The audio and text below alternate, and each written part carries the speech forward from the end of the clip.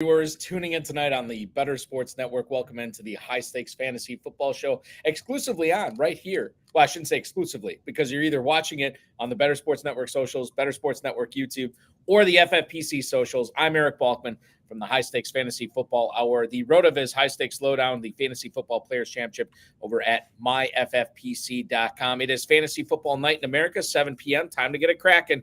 2 hours of way too much content and only 120 minutes to fit it in. So why am I talking about this? I don't know. Let's move on and bring in tonight's guest. He has co-hosted this show with me before. He has co-hosted other shows with me before. He is on the X at Best Ball NFL, the host of the Run to Daylight podcast, and of course from a representative from Sharp Football Analysis, Todd Burros. Todd, welcome in tonight. So good to pick your brain for almost 2 hours tonight. Welcome back, man. Let's see if you still feel that way at the end. I feel like you always have these low expectations for maybe this is the smart part about you, is you set everybody up for low expectations, and then by the end of it, like, oh God, they should have gone 3 hours or 4 hours. I feel we've already had the low part of the show with you calling it X instead of Twitter. So we're only going to move up from here. See, I am trying to evolve, because I feel like if I keep calling it Twitter, I'm gonna be left for dead. I'm gonna be left behind by all the the new kids or whatever. But right. You're still a Twitter. You're still doing. No, Twitter. I don't like Elon, so I am not giving in. I'm not buying his $5 a month or $7 a month, even though it would greatly help me, and he actually made it a good package. I just don't like lying scumbags who are disingenuous. And, like I said, by the end of the show, perhaps you'll be sad that you had me on, but it might not be for my football takes. If you had throwing Elon Musk under the bus in the first 3 minutes of the show, mark that off on your bingo card, because we just checked that off tonight here on the High Stakes Fantasy Football Show. Go to myffpc.com. That's myffpc.com if you want to play in the Never Too Early Best Ball tournaments. We have a couple of them going on there. 2 tournaments are going to run all the way up to the start of the NFL draft, concluding on April 25th. Best Ball slim rules. There's no kickers, no defenses in this. 20-round draft, 14-week regular season, single-week elimination from the in the playoffs in weeks 15 through 17. Then we crown a champ. You can get in for $125 and win $25,000 with the standard Never Too Early tournament. We also have a super flex Never Too Early tournament with the FFPC. That's a $10,000 grand prize and just $35 to get in. I want to encourage all of you to take a shot on that 30-second, 60-second, 2-hour, and 6-hour clock. So if you want to do lives, if you want to do slows, whatever you want to do, myffpc.com. Myffpc.com is where to go on that. Shout out to our producer and man behind the glass tonight, Tyler Soto. Dominic Gazzetti, already watching us on YouTube. Happy Thirsty Thursday. I have my Thirsty Thursday beverage here to wet the whistle. Now, there you go. Literally, what you drink when you are thirsty. You drink water, not this Evil Twin Brewing IPA that I will be sipping on tonight. Okay. I enjoy beer, but I rarely have it. And in fact, drafting early on the FFPC can be very valuable. My first team that I drafted last year, Team E1, which stands for Early One, made it to the finals. And unfortunately, it came in 12th out of 15th, but still, there are advantages to drafting this early. Well, you got that far. I mean, that's a testament to drafting this early. I mean, like the fact that you drafted like your first one. And Todd, we'll get into this. I'll tell you what. So coming up on tonight's show, here's what we're going to do. We're going to go around the NFL. We're going to talk about the news as far as the coaching, the players, everything that's going on there in the first segment. Bottom of the hour, we're going to do a special rookie edition of where you stand on players, not from a dynasty standpoint, but from an early best ball standpoint, because Todd has drafted a ton already, and we're going to talk about that. A lot of different running backs, receivers, and quarterbacks to get in on that. I do want to get into strategy in the Never Too Early tournament at the top of the hour. And then you participated in the Hard Way Best Ball draft with some of the best drafters in the FFPC. We'll get into that as well. But to kick things off, I want to ask you right now, You talk about the advantages of drafting this early. Can you tell us a little bit about the edges that you have gained over the past several years? Because you've been a very successful best ball player in the FFPC, especially drafting early. Yeah. So basically, there's three things that I want to accomplish before I start spending $125, right? Mm-hmm. I don't mind fooling around with the $3 draft somewhere, for fun. But I want to watch almost all the rookies. Like you mentioned, the Hardway draft. I hadn't watched one rookie yet. I don't follow college. Hey, Balk. When do you start watching or like college tape? Because I know you've been grinding it for a while. When does that usually start for you? You gotta wipe your face. There you go. Oh, sorry. Sorry for the beer foam. I apologize. Yeah. So I'm like trying to be. So for me, every year is different. I started earlier last year. In the past, I didn't watch rookie tape until much later. So the three things that I really want to get a handle on, because they're the big advantages if you do it, is I want to watch almost all the rookies that matter. I want to make sure I understand who's going to be a free agent, who's likely to be moved, have a better sense of free agents, because uncertainty about free agents is the number one thing you should be looking to take advantage of right now. Like over rookies that have not been drafted yet. Well, rookies are like 1B and free agents are 1A. And the reason is we're going to fill in, this is a contest that goes from now till May, right? The rookies have kind of been slotted already, right? So, not everyone, there's definitely sleepers. But the rookies, most people have a pretty good idea where they want them to go. There is some advantage to drafting second-tier rookies, because the field has gotten a lot smarter. You're not, right now, looking over at the Great Fantasy Mojo's ADP, Marvin Harrison is going in the 3rd round on the FFPC. You're seeing Neighbors in the early 5th. On Underdog, it's even earlier. Marvin Harrison is a 2nd-round pick right now.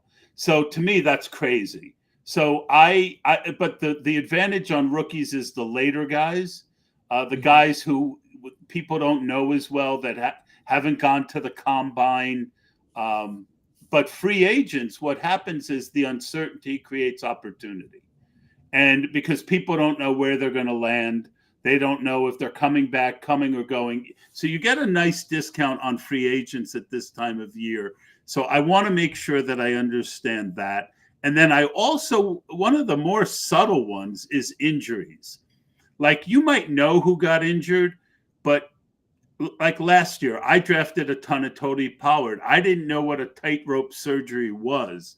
Never mind, but now I do, right?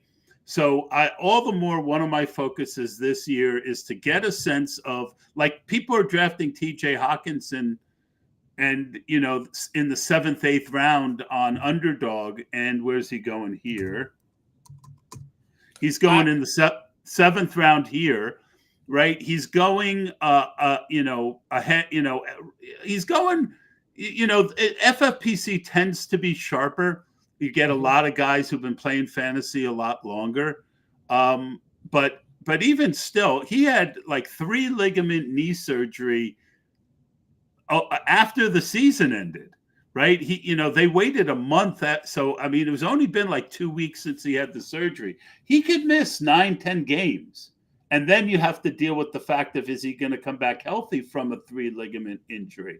So injuries I was drafting some Jonathan Brooks. I liked his tape, that rookie. And then I didn't realize he had an ACL. So it really is important to kind of that's where you gain your advantages. If you have a good sense of the rookies, if you trust your tape watching ability, or you have someone whose ability you trust, and you've got their rankings, free agents, and then understanding injuries, because you want to avoid those pitfalls. Let me ask you this about Hawkinson specifically. I did a draft this past Saturday night, and I waited on tight end. This was a KFFSC draft, so non-tight end premium scoring. Waited on tight end. I took Ferguson as my number one tight end. I wouldn't say super late, but he was like the 12th or 13th tight end off the board. And then I was kind of looking at Hawkinson as backing him up. And I'm down for that. Like, if I can get Hawkinson as a backup, he didn't make it to me. I missed him by about 2 or 3 picks. I think I went with Michael Mayer a couple rounds later instead. But the question here, Todd, for you is Hawkinson, 7th round pick in the Never Too Early Best Ball tournament on fantasymojo.com right now. When you look at Hawkinson, is he the type of guy that is worth the risk in the early 7th round, or in the majority of your drafts, are you shying away from him based on, God, this was a late season ACL tear. I'm not really sure what to think. And regardless of if he comes back or not, or when he comes back, it's the first year coming off the ACL. Your thoughts on Hawkinson in tight end premium leagues in the early 7th round? Yeah, tight end premium, I mean, I don't hate it as much, but he's going about the same place in half PPR, which is just egregious.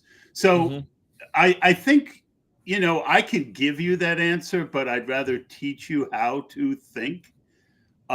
What the mental math you should be doing in your head is, okay, what is a reasonable expectation? Well, I think it's that he starts on PUP, and that really, he's not, he's going to miss 9 weeks, right? There's two parts of being good at best ball. There's being able to advance, and then loading your team up for those playoff weeks with surprise and delight players, right? Guys who can get you that extra, Tank Dell was a perfect example last year. Unfortunately, he got hurt on a stupid play at the end of the year. So to me, 7th round is too early for TJ Hawkinson because you need your 7th round pick to advance. He doesn't do you any good if he has the average advance rate 17%. If he has a 8% advance rate, yeah, I mean, you get my point. I would rather take a shot on a guy like Sanders, the way late, the rookie who is raw, Jatavian Sanders, but he has a lot of upside. So if I'm going to take a guy so basically what you're looking for out of Hawk is you're not looking at him to help you advance, you're looking at him to help you win the money, right? Well, a guy like Jatavian Sanders, those really talented rookies can also get you there. And there's like an 8-round difference between them. So I'm not saying I wouldn't draft Hawk at all, but right now he's almost at a do not draft for me where he is at ADP.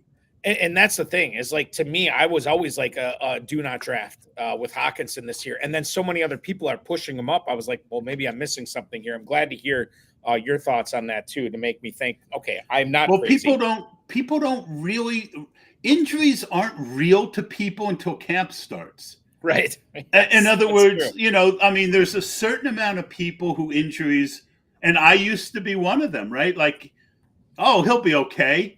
And then all of a sudden, and then it's like, oh, he's, camp, he's on the PUP list, and he, that he had an injury that could keep him out till, game 9, right? Right. I mean, I would much rather, especially in a 5-month contest, see what ends up happening is eventually there's enough smart people posting on Twitter that people get like, oh yeah, what am I thinking? And so if I am going to draft Hawkinson, my guess is, and I've been wrong before, but my guess is he's going to be 2 to 3 rounds cheaper toward the end of this tournament than he is now. Yeah, that's a good point. That's a great point. Let's get it. Speaking of tight ends, let's get into the Atlanta situation. This, according to the Athletic report that came out earlier this morning, Todd, Falcons new offensive coordinator, Zach Robinson, said Kyle Pitts and Bijan Robinson have, quote, formational versatility. How many teams are going to, fantasy football teams in the FFPC are going to name themselves formational versatility now based on this quote from Zach Robinson? He's 37 years old. He's coming from the Rams. I kind of prefer, and here's to you, Mr. Robinson. Oh, that's good too. That's very good. That's very good.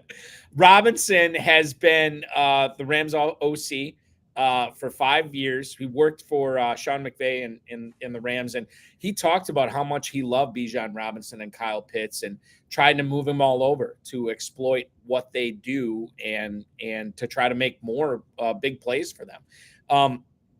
He said that Arthur Smith, who was the head coach there, excelled with roster construction, but didn't always necessarily focus on using the best players on the field. Pitts in 2023 ran 59% of his pass routes from the slot. That's fourth highest among tight ends. George Kittle was the only tight end who had a higher yards per catch from the slot. And Zach Robinson, hopefully, will deploy Kyle Pitts and Bijan Robinson in places that Arthur Smith refused to last year. Todd, let me bring this up here real quick when we talk about the Falcons. If we look at the ADP and the FFPC Never Too Early Best Ball Tournament, Bijan Robinson is going, on average, running back 3 at the 108. Kyle Pitts, tight end 10 at the 609. I feel like, and I have to look it up, and I don't have time to look it up now. I feel like that's higher than where Pitts was going last year. And this is definitely higher for Bijan Robinson. But I think a lot of people had high hopes for Robinson. Go ahead. Yeah, so I neglected one key thing when I was talking about why drafting early. Coaching changes is another huge thing to process. And right now, Bijan Robinson is my number 1 owned early guy. Wow. He was just woefully underused, right? And running backs seem to be going earlier overall this year than they have the last couple years. So I am really high on coming out of the first round with one of Breece, McCaffrey, or Bijan. I've even taken Bijan as high as 3 just to kind of give me a different build. I'm also very high on Drake London. I mean, the upgrade from Arthur Smith at a minimum is going to be very good. And it could be great. It could be, and we've seen McVay. Is he going to be like McVay? We don't know, but it's in the realm of outcomes. We've seen how McVay just uses his best players and just gets them the ball constantly. Yeah. I absolutely want to come out of every draft right now with at least one of those 3 Falcons. You talk about the running backs. It's talking about Robinson. I want to touch on that in the second hour as far as best ball strategy goes. I want to focus this on the players here in this first segment. Right. And I'm saying buy the Falcons right. off of, they play on turf. It means week 14 to 16, 15 to 17. There's a very good chance there'll be no weather. There are just so many little hidden things right now. To me, it is the biggest buying opportunity because eventually the rest of the smart people are going to figure this out. I want to dig into this with you a little bit further, Todd. Let me ask you this question. Number 1, who is the Atlanta Falcons quarterback for the majority of the snaps in 2024? And if once you tell me that name, what's the percentage chance on a scale of obviously 0 to 100, how sure you are of that player going to be the quarterback? Because we talk about Robinson, we talk about Pitts and Malone. I'm with you. Like, I like these guys. These are great buying opportunities, but the quarterback has to figure into that a little bit, right? Yeah. And the thing is, again, it would be hard to be worse, right? Yeah. Okay. It would hard to be worse. So we're starting, and they're going where they went last year, approximately. Bijan, I think, is pretty quarterback independent, right? Overall, but I still think Justin Fields ends up there. And I think he would be a huge upgrade for all of them. Can you imagine the read option with Justin Fields and Bijan? I mean, that would just be incredible. But, there are a lot of quarterbacks in the draft. They have an early pick. They could trade up. They could get McCarthy. The chances of it being an upgrade are significant, right? Yeah. And the chance of them sitting on their hands with Ritter and Heineke seemed to be exceedingly low. And even Minimal. if that's the case, there's a chance the new staff gets more out of those guys than Artie did. So, again, you're never going to fill in every piece of the puzzle. But the smart people bet on talented players when they have the opportunity to improve. And there are way more scenarios I could lay out where they have an upgrade at quarterback than there are that they get worse. Is this the best draft value that you have seen for Kyle Pitts in his career? The other thing you got to consider with Kyle Pitts is the fact that he was playing injured last year. Mm-hmm. And he said he only started feeling good at the end of the year. I've been burned by him 2 years in a row. And there's a lot of tight ends that I like. So he's more of a mix-in. London is a guy right now. Who's the guy that's always there with London for me? There's two. I really, really, really like Higgins and London, where they tend to go. Back to back, yeah. Yeah, I feel like Higgins is another guy who his ADP has him baked in as the backup, the second wide receiver in Cincinnati. And there's a very good chance he ends up somewhere else. So I like London, and I like T. Higgins a good bit. And people are taking Odunze, whose tape I didn't like as much as some people. Ooh. Now let me interrupt you there, because we don't have Rome Odunze on the rundown. I've heard nothing but positive things. You've seen some of the tape from Odunze. Can you point out a few of the things you did not like about what you saw? It wasn't that I didn't like him. It's just he didn't flash. Like Malik Neighbors, like I would frickin' marry that dude. I mean, he is just, that dude is just, he might be better than Marvin Harrison, right? He is just, I saw someone post on Twitter that he was trying to analyze Jaden Daniels, but every time he tried, he just kept, getting distracted by Malik Neighbors. Right. Brian Taylor Jr. also just oozing talent, and he goes after Odunze.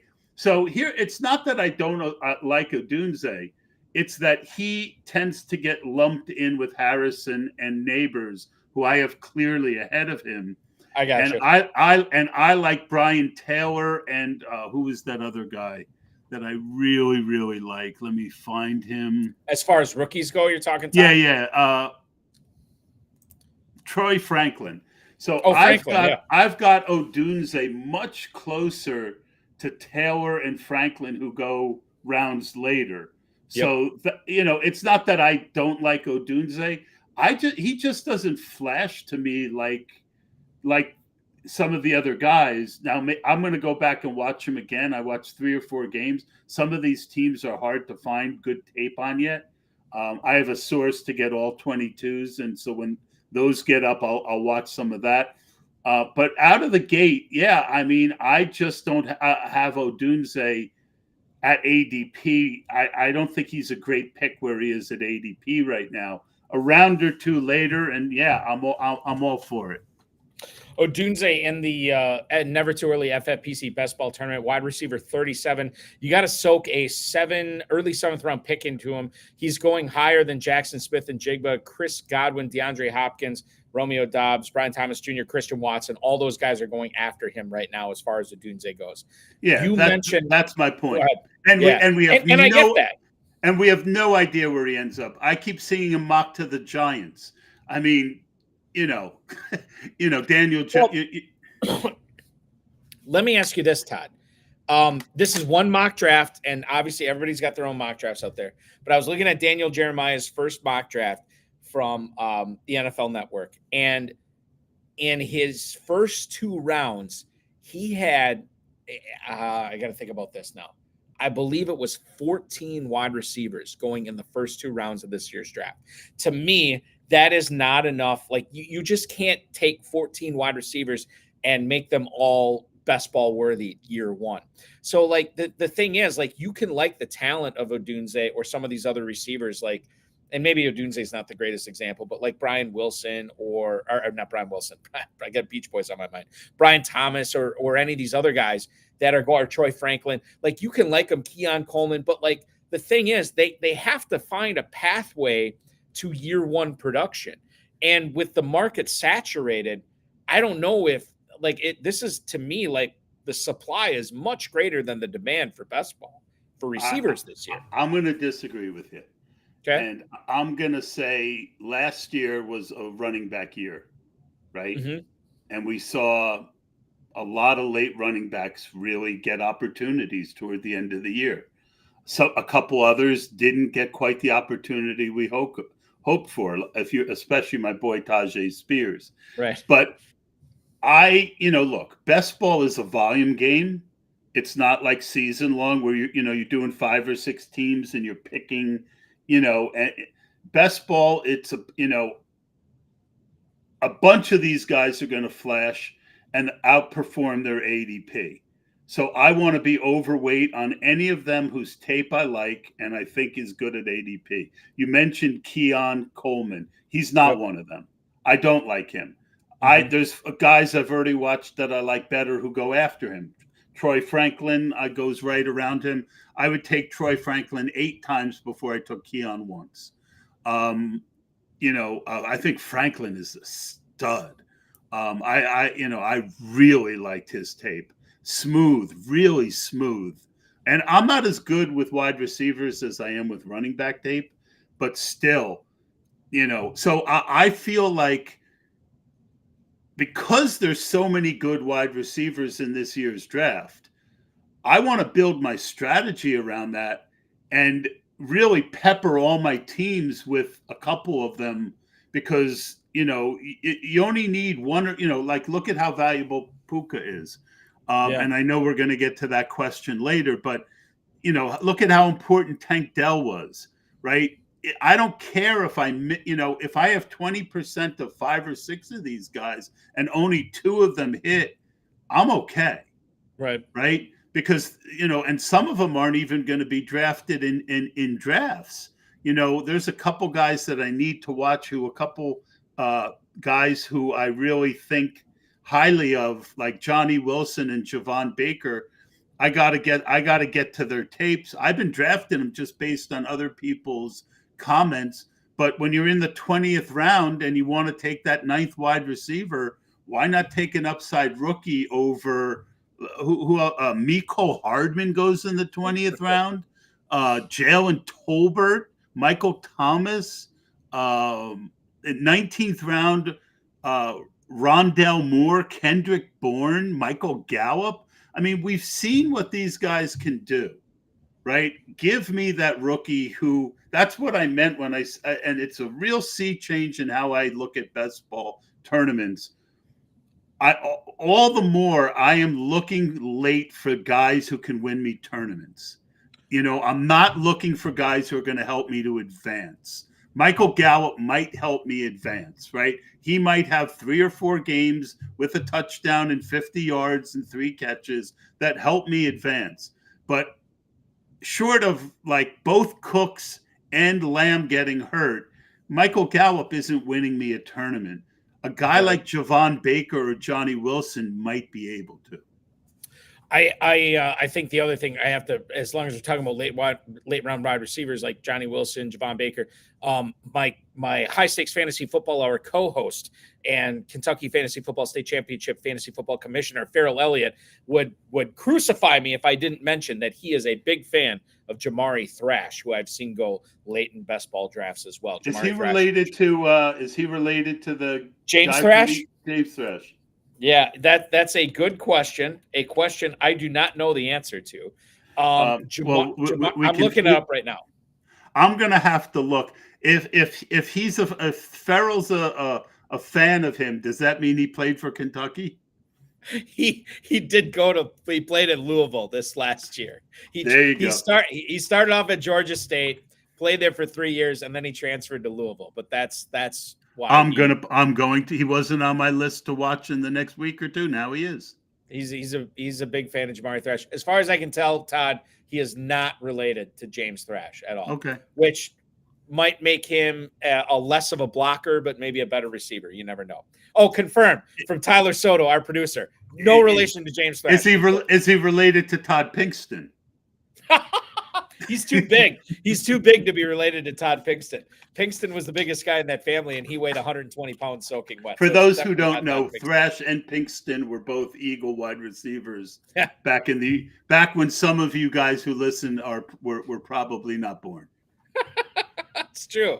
God, Todd Pinkston, that brings me back. Wasn't he like a second or a third round? Like he was a fairly high pick. Yeah, he was. And he just never developed. And everyone who's like shocked at how Andy Reid wins with these no-name wide receivers, and don't forget Freddie Mitchell. I was at the game where 4th and 21, Mitchell. No, 4th and 26, and it was against my Packers, and that's one of the worst losses in Packers history. We don't need to talk about it. I'm glad you were there and you lived it. I'm a Giant fan. I had to take the company I worked for had a relationship with Joe Buck, and so we had a booth visit, and Joe Buck and Troy Aikman were like the most nice people you could ever imagine. When people crucify Troy Aikman on Twitter, I'm like, oh man, what a great guy. You know, like he didn't have to be as nice as he was. Like Joe Buck had the relationship. Mm-hmm. Troy Aikman didn't have to be that nice. Meanwhile, Chris Collinsworth, back then there was the 3-man booth, sat in the corner and refused to look at us. So, you know, I mean, that's just, so I was there with a house full of Philly fans inwardly rooting for the Packers. I will say this, and by the way, Tyler Soto also said that he's met Aikman, one of the nicest people he's ever spoken to, but he thinks he's an overrated quarterback. Yeah, that could be the case. Well, his hands, when you shake Troy Aikman's hands, and I don't have small hands. Right, yeah. I felt like a little boy shaking his daddy's hand. I mean, his hand is enormous. You're like, holy shit. Excuse me. Yeah, I mean, that's the thing. Like, I will. There are so many people in the state of Wisconsin that can't stand Joe Buck and Troy Aikman when they announce games. And I would say, like, this is who knows? Like, I'm guessing. I would say 15 to 20% of people, and I'm one of those 15 to 20%. I think those guys are pretty talented. I think they're pretty good announcers, and a lot of people here think they're biased against the Packers. I don't feel like that at all. The only thing you can make the case for is, like when I talk about the Green Bay Packers, I call them the Green Bay Packers. Troy Aikman always calls them the Green Bay Packers. Oh, we went to Green Bay and we played the Packers. He's the only guy I know who pronounces it that way. If you want to fry him for that, okay. But like, I have no problem with Aikman. I think he's a talented guy. I think Tyler are saying he's such a nice guy too. Yeah, and if I was going to try and tweak you about being a Packers fan, I'd mention Hakeem Nicks right before half. You know, okay, like the fact that so that was bad, right? But like the one that always gets me, and I don't want to turn this into a Packers show. The worst one was the NFC Championship game against the Seattle Seahawks, where the Packers are up by double-digit points with 4 minutes to go, and literally like 20-some things had to go wrong, including an onside kick, overtime, a fake punt, a busted 2-point conversion. All these things went Seattle's way. They end up getting to the Super Bowl where they lost to the Patriots at the goal line in the Malcolm Butler pick. So we're all pained. We're all pained fan bases. Tyler Soto talking about he'll never forget the Falcons beating the Packers in the last game at the Georgia Dome to get to the Super Bowl. He said he cried. I remember that game. They got shellacked, and that was the week after. Todd, you'll remember this. The he went to Jared catch where Rodgers threw to Jared Cook for like 20-some yards, where Cook toe-tapped inside the sideline. Mason Crosby came on to kick his second 50-plus yard field goal of the last 2 minutes of the game. Packers ended up going – they upset the Cowboys at Jerry World. They go on to play the Falcons and just got absolutely massacred by Matt Ryan and the Falcons. So, Tyler, thank you for bringing that up. I appreciate that. I mean, the Falcons owed them for that Brett Favre trade. Okay, they did. But remember, when the Packers had the Lambeau, you're too easy. Hold on. When the Packers had this Lambeau mystique of beating anybody who came to Lambeau Field in the playoffs, got destroyed, except until, and I can't remember the year it was. This guy named Michael Vick led the Falcons into Lambeau Field and just ran all over the Packers defense. That's where the Lambeau mystique died in the playoffs. And so I felt like then I'm like, okay, that's your penance right there. We got Favre. Vic just ran all over the Packers. We're good. And then they still destroyed Green Bay in the NFC Championship game. Yeah, I just argued with a smart guy on Twitter who said that Mike Vick couldn't compare to Lamar Jackson. And I was like, you didn't watch Michael Vick. No, you didn't. Yeah, no. Michael Vick put up as good of rushing yards as Lamar overall, and he averaged. I would say better. Better. Well, yard per carry definitely better. But what was really interesting was that back then they didn't have read options. Could you imagine Michael Vick with Warwick Dunn and T.J. Duckett with read option? It wouldn't be fair. I mean, that guy was just. He is going to be one of the great, and we got to get to a break. I know this, but he was going to be one of those guys where he was unbelievable. How many MVPs did he won? At least one MVP, didn't he, Todd? I don't care about awards. Okay. Well, whatever it was, but that guy really, unless I win one. Right. Yes. That guy really could have been one of the legendary quarterbacks in the NFL. And in some circles, he still is a legendary quarterback. He is for me, for sure. I saw him destroy my Packers. I'm wearing my Florida State Seminoles national champions garb tonight. I saw him keep me on pins and needles in the national championship game in 1999 before Florida State's talent finally won out. Vic was unbelievable. He was a fantastic player, and I loved owning him in fantasy. We're going to talk about many more players to own in fantasy. When we come back, where does Todd Burros stand on certain rookie players this year? We're going to talk about Bucky Irving, Jalen Wright. Apologies to you, Todd. I know you want to keep him a secret. Brian Thomas, we'll talk about Jaden Daniels, who we've mentioned already. That and much more. Todd Burros from the Run to Daylight podcast, Eric Balkman from the FFPC. This is the High Stakes Fantasy Football Show, exclusively on the Better Sports Network. The Bears have to be one of the most inept franchises of any sport I've ever seen in my entire life. And they share the city with the White Sox, who are also inept. Like, that is how bad the Bears are. I just don't understand how you can go your entire existence and the quarterback that wins you a Super Bowl is Jim McMahon. You couldn't find anybody else. They don't have a good history with quarterbacks, but they let him be the quarterback for a long time, too. Deshaun Watson and Patrick Mahomes right there. And you drafted Mitch Trubisky. They were right there.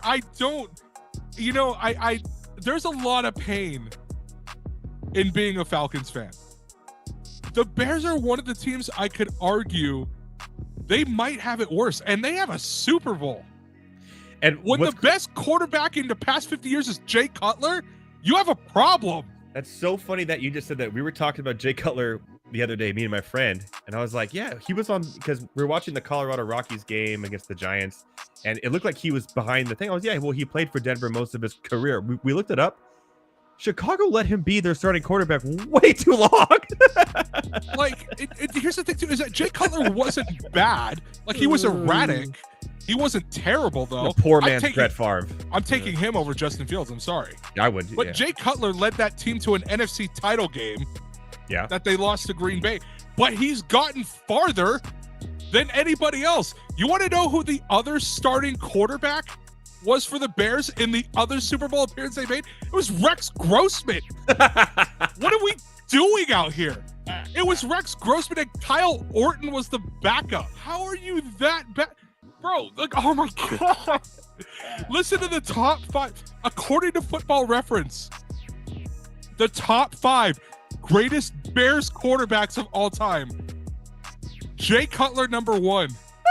I can't believe it. Sid Luckman, who last played in 1950, is number 2. Jim Harbaugh is number 3. Jim McMahon, the Super Bowl winner, is number 4, and he played there for 6 years. And Mitch Trubisky, no way, is number 5 on the list as terms of passing yards go. The High Stakes Fantasy Football Show rolls on here on the Better Sports Network. 20 minutes until the top of the hour. You are watching myself, Eric Balkman from the FFPC. Hi, how are you? From the High Stakes Fantasy Football Lower, the RotoViz High Stakes Lowdown, joined by the Run to Daylight podcast host, Todd Burros. You follow him on the X at BestBallNFL. I want to kind of leave this up to you, Todd, because we want to get to where do you stand on these rookies? I have 4 running backs, 2 receivers, and 4 quarterbacks. I don't know how much tape you have grinded on these guys, but I know you've grinded tape on some of these guys more than others. So I'm going to kind of let you pick where you want to lead off here. You want to pick? I want to start with just how bad this running back class is. Okay, yeah, let's do that for sure. I mean, we've seen it on X, Twitter. We've seen it on, people tweeting about it who know this stuff way better than I do. I tend to be really good at running back tape, all false humidity aside. I make mistakes, but I get a lot right. And this class is there's just not a lot to be excited about. The one guy that I'm really excited about is Marshawn Lloyd. I really feel that he has tremendous burst. And he fumbles, he's got other issues. But what I look for in running in general, but especially with running backs, is I look for one trait that someone does better than average. One thing that makes them special. Because what ends up happening is, I call it the Royce Freeman effect. I remember a few years ago, a lot of people who thought they were smarter than me were really high in Royce Freeman. And I said in this one chat, I said, look, the guy is for college is good at everything, great at nothing. Guys like that don't tend to translate to the next level.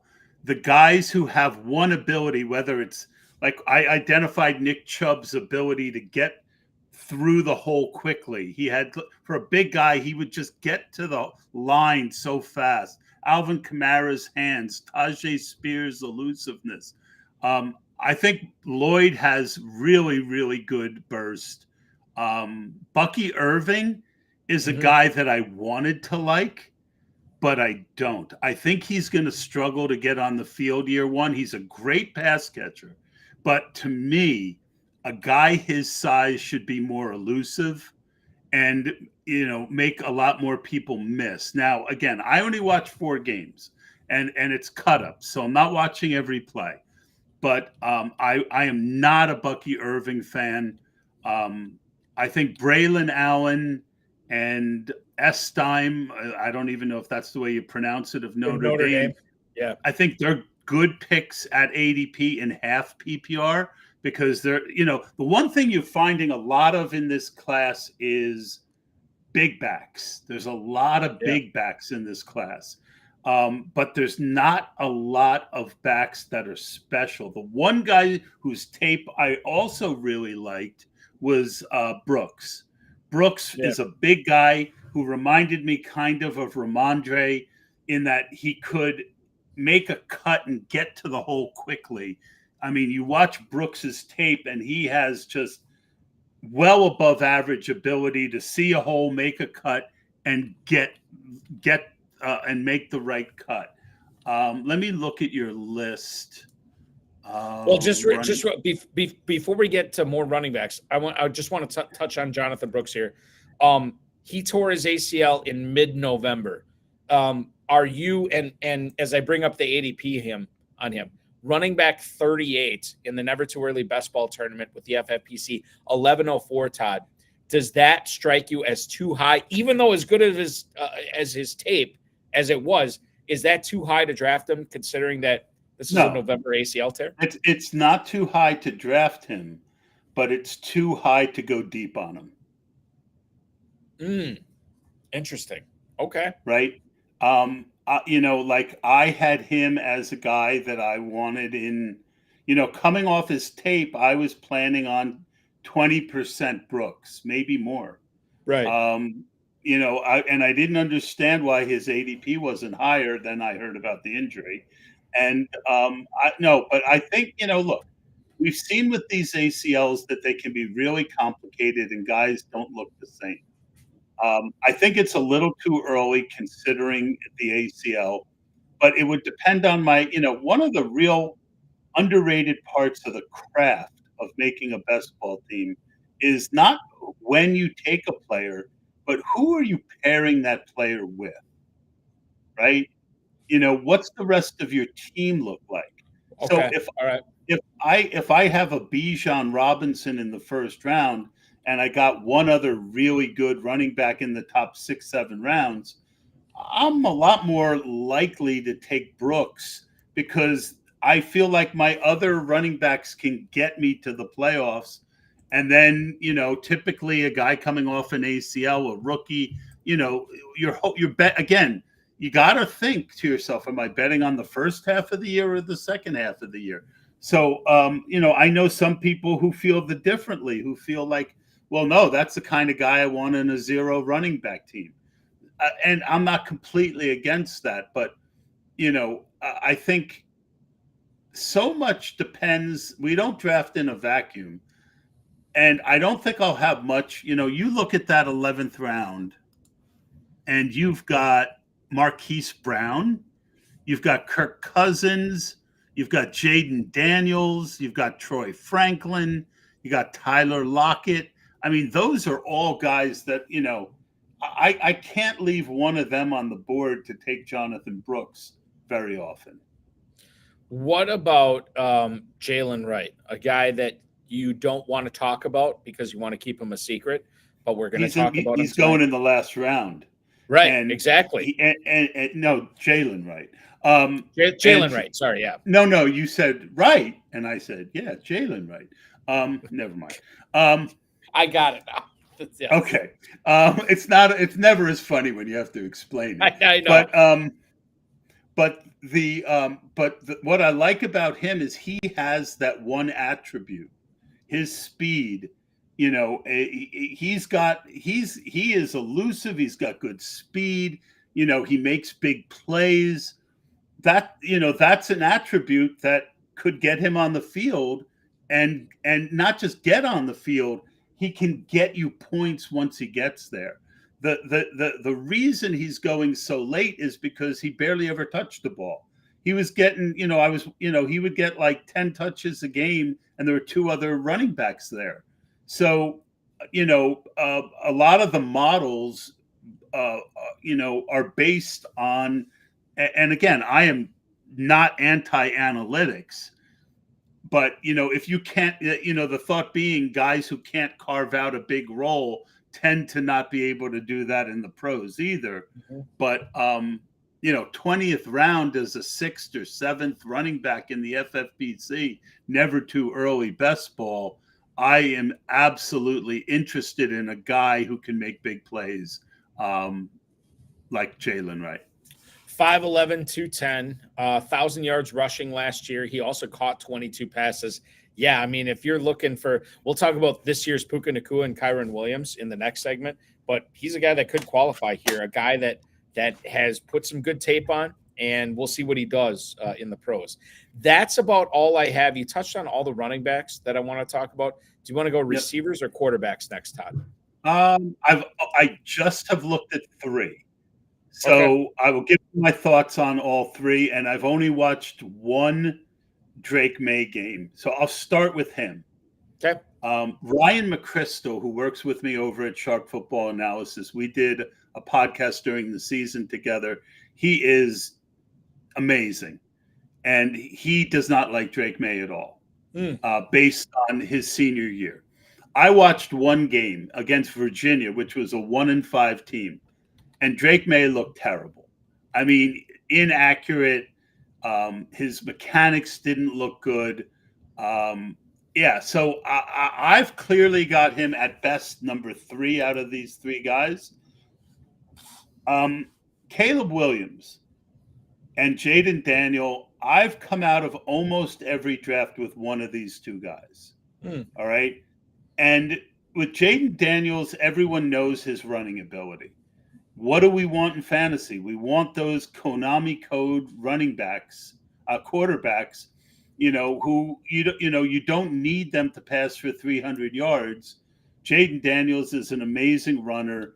The other thing that I really look at is completion percentage. And Drake May, for a guy who's supposed to be a passer, had a 63% completion percentage this year, which was down significantly from his previous year. That's where you would expect a guy like Daniels to be. Typically, it's the running guys.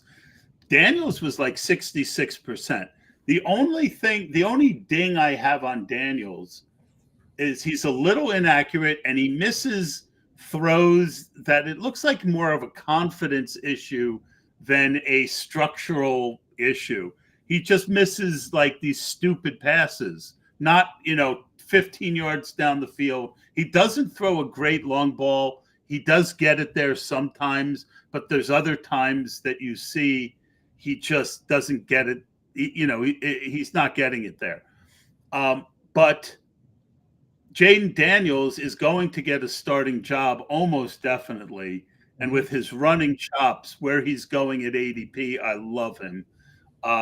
The only interesting thing about him, and I tweeted this on Twitter, was almost wherever Jaden Daniels lands, he's going to get a downgrade at wide receiver from LSU. Yeah, because of Neighbors and Thomas. Yeah. I mean, he has just, no matter where he goes, you're getting a downgrade. Mm-hmm. So that's my only concern that's my biggest concern with Daniels. If he goes somewhere where he doesn't have great receivers, because he passed well enough. I think he had 40 touchdowns and 4 interceptions, something ridiculous. Exactly. So just to recap on Jaden. I want Tyler mentioned that what if Daniels lands in Atlanta with London? Wheels up, just absolutely wheels up on that situation. Now I do want to, before we move on, I want to get Caleb Williams. Sure. The biggest thing that scares me about Caleb Williams is his ego and some of the craziness we've talked about him wanting ownership and stuff like that can, really trip up a guy. His tape is inconsistent this year. But what I love about him and what really surprised me is I had no idea how good of a runner he is. People compare him to Mahomes. He's a much better runner than Mahomes. And Mahomes is a good runner. Caleb Williams had something like 11 rushing touchdowns this year. And you can tell he likes being the guy who runs it in. So for fantasy, again, he might be inconsistent year one. I think he's going to be a good quarterback but you stated at the beginning of the show that we were going to look at things not from a dynasty perspective, but from a best ball perspective. He's going way late. Him and Daniels are both guys who could put up a lot of fantasy points with their legs, and I'm wheels up on both of them. For what it's worth, and Dom Gazzetti is totally with you on your take on Caleb Williams' ego. Jaden Daniels had 10 rushing touchdowns this year. Caleb Williams had 11 rushing touchdowns this year. Jaden Daniels had 1,134 rushing yards. Caleb Williams, 121. So while Williams did get more touchdowns, his yards per carry. He only had 121 rushing yards? 99 carries for 121 yards. Now, to keep in mind, Todd. They count sacks. That's what I think it is. In college football, they count the sacks as rushing yards for the quarterback, which I don't know why they do. His offensive line was not good. The one thing I'll bring up, let me ask you this, your take on Caleb Williams as far as, so I was talking to Dave Gerzak, co-founder of the FFPC, and I was talking to him, and he was of the opinion that, and he hasn't watched, you've probably seen more Caleb Williams tape than him, but he watched the Notre Dame game. And he said, if you would have told me, or if you would have asked me what I thought about the quarterback for USC going against Notre Dame this year, I would have said, there's no way that guy's a first-round pick, maybe late day 2 or day 3 or something like that. And this is what I've heard from other people saying, when Caleb Williams puts up numbers, it's usually against these bad Pac-12 defenses. When he is going up against better defenses, he has not necessarily risen to the occasion. It does not sound like you are necessarily too concerned about that because of everything else you've seen. Well, I've only watched 2 games of his. I wanted to get a taste of all 3 of them. Right. Okay. But 2 things jumped out at me when watching his tape. His offensive line is terrible. Okay. All right. He's constantly being, he's like a whirling dervish back there. Right. He's amazing. His offensive line did him no favors, and I don't think his wide receivers were very good either. So, where is that going to show up? That's going to show up against better competition, right? You're playing a better defense, all the more you're going to be pass rushed, all the more average receivers aren't going to get separation. There's a lot of times when I'm watching him where he's just sitting there and sitting there and sitting there waiting for someone to get open. Now, I don't think it was all other factors. Like I mentioned, we all came into this season thinking he was, one of the top 5 guys to ever come out of college. He did not play like that this year. And he was coming off the Heisman victory, and it's tough to, relive that 2 years in a row. And his numbers obviously were much better in 2022 than they were in 2023. But the NFL views him, or at least the Chicago Bears seem to view him, as the number 1 overall pick in the draft. And I think that's worth talking about. The one guy that we have not talked about. Whether they do or not, I'm just going to put this in real quick. Whether they do or not, you have to act like you do, because you want to get that haul. Oh, totally. Yeah. No, that's a great point. We've talked about Williams Daniels in May. I don't know if this guy is the de facto number 4 quarterback in this year's class, but he is the guy who was the starting quarterback for the national champions this year, and that's J.J. McCarthy from Michigan. Now, Todd, I have heard people saying that McCarthy is going to be really good, but he could have used an extra year. He put up great numbers this year, 72% completion percentage, just under 3,000 yards passing on a run-first offense, 22-4 touchdown to interception ratio, got in the end zone 3 times with his legs, 200-plus yards rushing. Your thoughts on J.J. McCarthy? It sounds like this guy is going to go somewhere in the late 1st or early 2nd round. As far as best ball goes, is this a guy that you would look at drafting as your 3rd or 4th quarterback? I mean, I haven't taken him yet, but I haven't watched him yet either. Mm-hmm. The one stat I saw on Twitter that really intrigued me was he was the best of all these quarterbacks when pressured. And that tends to be a really good trait. You've also got his coach. I think I think he's in play with the Giants at 6. Someone trading up. I don't think he gets out of the top 10, 15 picks. Wow. Okay. All right. Based on everything I'm starting to see, I would not be shocked if he went ahead of Drake May or Jaden Daniels. I mean, there's still a lot to this process to go. But you heard his coach say that he thinks he's the number 1 quarterback. It only takes one other team to agree. And the one thing we do know is that McCarthy has the intangibles that GMs and NFL, thanks, Bill Hollywood,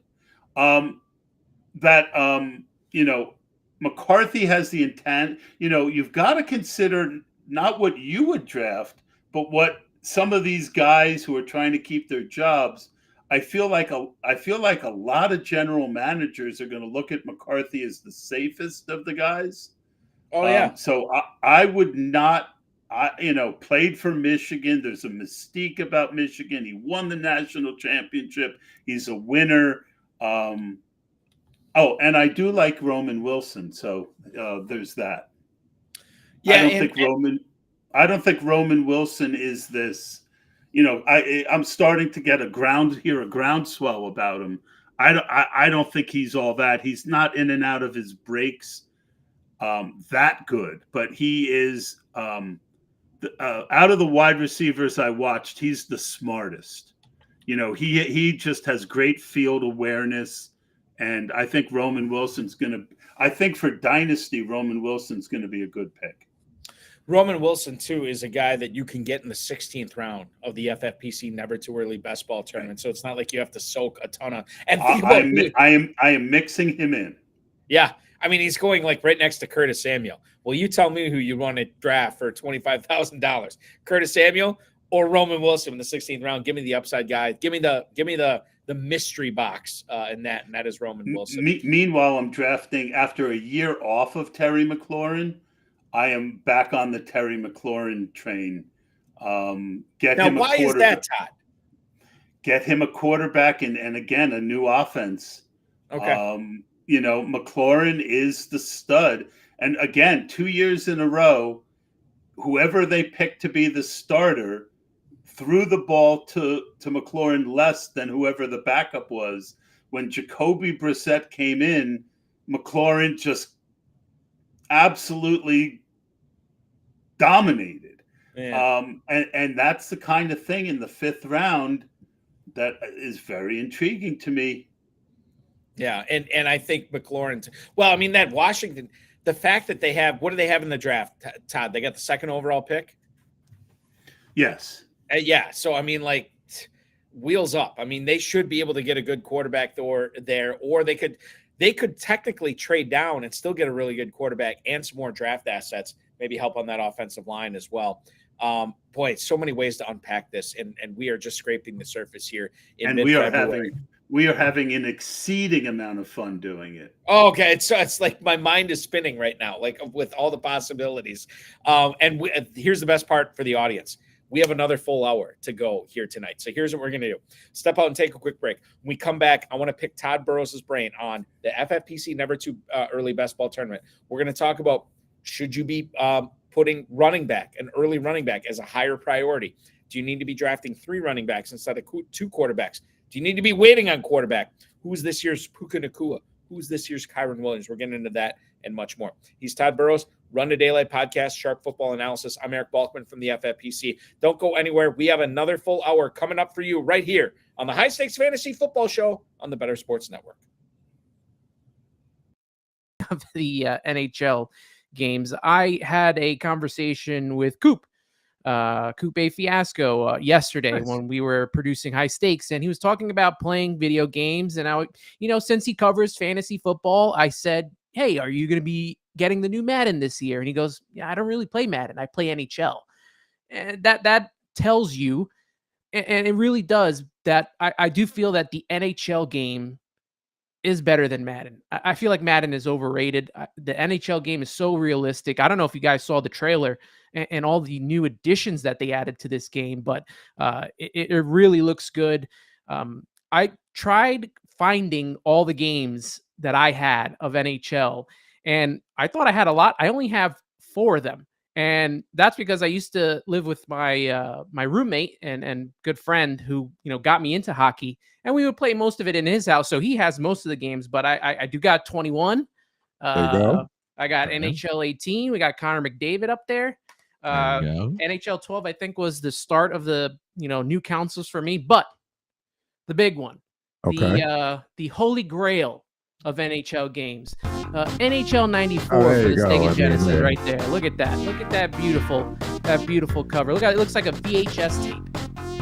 That's how good this game was. No, let me stop you right there. So people, VHS tape, if you don't know, is it's this like rectangular black plastic with the magnetic tape on the inside. Tape's this big. You put it in something called a VCR. For a little while, there was something called Beta that didn't last too long. Look at this cartridge. I mean, they're not cartridges anymore. They're either discs or those little memory cards. But man, that thing is thick, right? And you don't even need a cartridge or a disc anymore. You can buy the digital version. Digital version, and then you got Ron Barr on the book.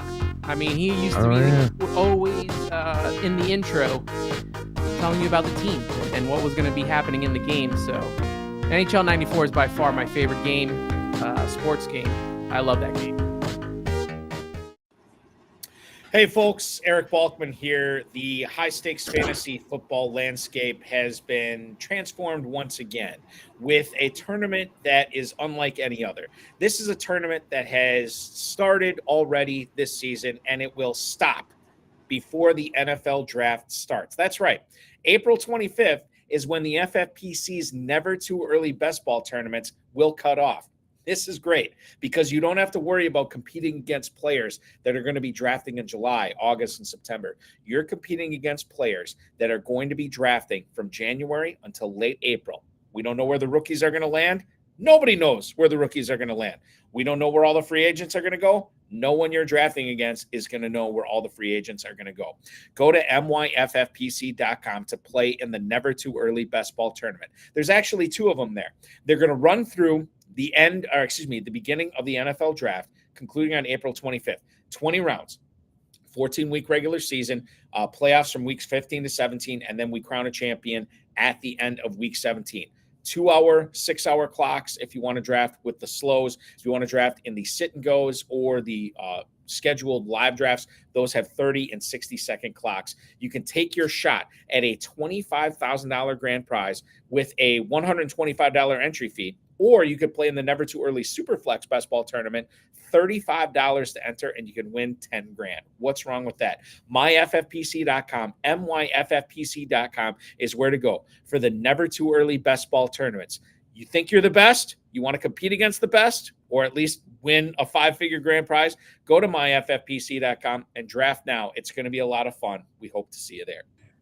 Eric Balkman here on the High Stakes Fantasy Football Show on the Better Sports Network.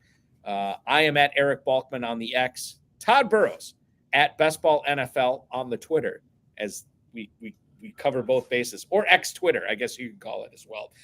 Todd Burros does a lot of work for Sharp Football Analysis, and I'm obviously the host of the Run to Daylight podcast, and he is joining me tonight for this final hour. And I want to focus on the Never Too Early Best Ball tournament with the FFPC. You have drafted a lot of early drafts, not only on FFPC, but on some of the other format or some of the other websites. And Todd, I have to ask you here, when you look at the Never Too Early Best Ball tournament, this is a 20-round draft. There's no kickers and no defenses. Can you talk a little bit about the impact of drafting a running back early in the first round? You talked about how much you like Bijan Robinson this year. Let's throw in Christian McCaffrey. Let's throw in Breece Hall. Let's throw in some of these other guys here. Are you at an advantage if you can get one of those high-scoring running backs this year? Are you putting more of an emphasis on getting a running back early in the draft?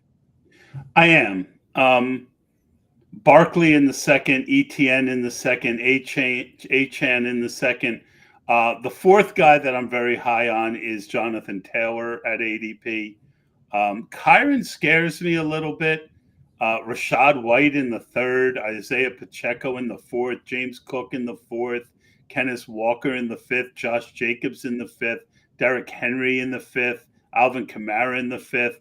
I mean, you tell me the one out of all those guys that I mentioned that you feel good about compared to Breece Hall, Bijan Robinson, and Christian McCaffrey, right? So, yeah, I'm willing to be overweight on one of those three guys who I feel are just, a couple levels ahead.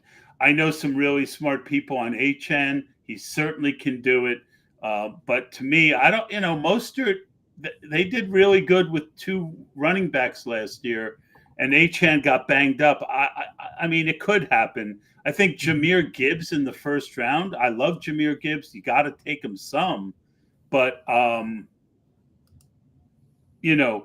So I really, really like McCaffrey, Brees Hall, and Bijan. I'm less high on Puka, AJ Brown, DJ Moore, and Nico in that area, and they're all fine picks. They're second rounders, but I just feel by having one of those running backs in my back pocket, I feel that I'm able to take the value on the board more. And then, that's why you study later running backs, because you want to hit one or two of those rookies. Another reason, though, to take the early running back is the fact that you don't have as many high upside rookies this year. So it's harder to make up for it. So a lot of things are pushing me this year to the top 3 running backs. And I'm not, just because I'm old doesn't mean I like running backs. Last year, one of the things I didn't do enough was draft running back early. The 3 guys I'm going to talk about and I just asked you about, I am totally with you on McCaffrey, Hall, Robinson. Yes. I'm totally on board with all those guys. Then we get into the question marks. Jahmyr Gibbs, 110 when he's, going to be battling with David Montgomery for touches. I'm not sure. Kyren Williams, a guy that I am convinced, Todd, that the Rams are going to bring somebody else to muck that up for everybody else. I cannot condone drafting Kyren Williams at the 112 or the 201 in drafts this year, because I feel like that is going to blow up in people's faces. Okay. Not at this point, right? There's too much, I'll feel better about him if we get through free agency and a guy like Eckler doesn't end up. Totally, absolutely. But at this point, like it's too rich. It's too rich for my blood. I'm right there with you. I have 0 shares so far. I've done about 10 drafts. So I just, and a very wise man, Nelson Sousa, he always talks about that late guy who blows up, and that Nelson always fades them the next year. Now, I don't know if Kyren will be on his fade list, but Kyren was a 4th round pick who blew up. Typically that's the kind of guy that Nelson will not pay a 2nd round price on next year. Absolutely. Those are the 1st round guys. The 2nd round guys I'll get into in a little bit. Now, Achane is interesting, but again, it's a higher price to pay when Raheem Mostert is probably going to be there this year. He's at the 206. The 3 guys that are interesting to me in the 2nd round here, if you miss out on one of those top 3 guys, tell me what the warts are on Jonathan Taylor, Travis Etienne, and Saquon Barkley, because all those guys, as of right now, are going prior to the 210 pick in the FFPC Never Too Early Best Ball Tournament. We can start off with Jonathan Taylor. Well, I'm wheels up on Taylor. Okay, so I am too. So I would love to get into that. I have to, I'm not sure Moss is going to be back, but if right now, I like coming out of drafts with one of those 2 guys, right? And the reasoning is, if I end up with 15% to 20% Taylor, which is kind of the highest I'll be, although early I'm willing to have a little bit more. I like, if Taylor fails, it's almost guaranteed that Moss pays off his ADP if he's there, right? So, and I think he is going to be there. I have to double check that. But the point is that, that's one of those strategies that I've gotten better at, is if I like the starter and I like the backup, don't be afraid to take good positions on both. Not in the same draft, like the old-fashioned backing. I haven't drafted yet, Bill Hollywood said, but if I were, I'd be drafting Spears. Spears is you my like boy. Spears? Yeah. Oh my God, I called him Todd J. Spears last year because that's how much I liked him. But we still don't know if Derrick Henry's going to be back or if someone else is going to be. Right now, he's priced pretty expensively. He's a mix-in guy for me at this point. Tyjae Spears, running back 17 at the 603 in the Never Too Early Best Ball Tournament, right behind Henry and Kamara, right ahead of Stevenson and Aaron Jones, who I think we'll get into a little bit later on. I've been drafting a lot of Ramondre so far. Okay, so you talk about Ramondre Stevenson, 604, running back 18. He did not have the season that a lot of people were hoping for, and to me, like this is the bulky shark, right? Just getting involved in the chum, because I love drafting proven players off bad years, and this could be a situation with Stevenson going too late based on recency bias and the fact that if you can get him in the mid-6th round, this is a huge win, Todd. He didn't look right, and that's concerning, but it could be some injury we didn't know about too. But him and Pollard both fit that dynamic that you just mentioned. We've seen Jerry Jones time and time again bring back, his guys. Pollard just said he didn't feel like himself to week 11. He started looking a little better. Both of those guys are guys that I have interest in right now at running back. I have some interest in. I've been drafting a little Montgomery, a little bit of Aaron Jones. But the guy that I've been loading up on a little bit later is Javonte Williams, second year off an ACL. They certainly gave him a pretty good workload last year, coming his first year back. I think second year Sean Payton's going to have a better offense. And I think Javonte Williams. Oh, and again, half PPR, I think Javonte is a great pick. Full PPR, I think he's a good pick at where he's going. 7-11 right now. He's right next to Austin Eckler in the Never Too Early tournament. Todd. Yeah. And I think Eckler was hurt all last year, and I definitely want to. I definitely want to be overweight on Eckler. Before free agency, before we find out what ends up happening in San Diego or Los Angeles. Yeah, in Los Angeles, and Harbaugh's already said, like, look, he talked up Eckler. He said how he wants him back. So I think that, like, God, I get the hate on Eckler, but the hate to push him to nearly the top of the 8th round, God. He had a high ankle sprain, But what's the bias? The bias is he's an older running back, but he never had the kind of workload But we all saw him have that one run where he ran like 16 miles an hour, right? Against the Packers. Yeah. So I get it, and by the way, guys, Bill Hollywood and Dominic Gazzetti have jumped into chat. I'm here to answer your questions. Balky and I are happy to get you guys involved if you want to jump into chat. We touched on a lot of the running backs here. Can you tell me your thoughts on the FFPC Never Too Early tournament? Talk a little bit about the quarterbacks this year. When you talk about all the options that you have there, is it best to wait on a quarterback, Todd, and then maybe draft 3 of them as opposed to 2 of them? How have you sort of been handling that? I almost always I'm a big 2 quarterback guy in 18 rounds. Mm-hmm. In 20 rounds, I'm almost always a 3 quarterback guy, unless I get 2 really good ones, right? Like I did a draft recently where I took, let's see, who did I take? It was Tua and Dak, and I stopped. But I would have taken a 3rd if I thought, So the thing you got to realize is the nature of best ball is in the playoffs. It's a 3-week race. Mm-hmm. Getting a 3rd quarterback gives you a 3rd chance for a stack to go nuclear in the playoff weeks. There's very few things, especially this early, where we have so much uncertainty, that will make your team stronger than a 3rd quarterback. And again, I am a 2 quarterback guy, but in a what I expected to happen at quarterback has happened.